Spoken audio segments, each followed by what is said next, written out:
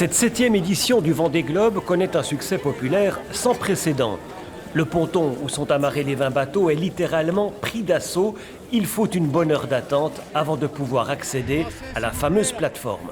Au cours de ces 2 dernières semaines, près de 600 000 personnes ont envahi les allées du village. C'est presque 3 fois plus que lors de la dernière édition, il y a 4 ans. Les marins sont donc très sollicités, mais ils sont prêts pour la grande aventure.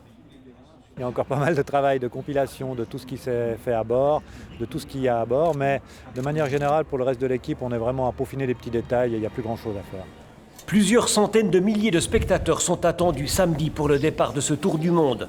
La pression commence à monter, mais Dominique Vavre se montre serein au moment d'aborder son 10e Tour du Monde. En fait, le scénario météo commence à se mettre en place, ça part assez tranquillement. Le bateau est quasiment prêt, donc je ne me sens pas trop de pression, ça va. Le Vendée Globe s'est imposé comme la plus grande course à la voile autour du monde. Pour le gagner, il faudra faire preuve d'audace et de courage. Mais la victoire, c'est déjà de pouvoir être au départ de cette course d'exception. Je sais trop bien ce que représentent les 3 mois de course pour savoir qu'il ne faut pas se disperser. Mais il y a un équilibre à trouver entre le boulot qu'il y aura à faire et le boulot qu'il y a à faire là maintenant pendant qu'on est au Sable d'Olonne. Et qui fait, et notamment, ça fait partie du job, d'être là un petit peu pour le public. Dominique Vavre repart samedi pour un tour.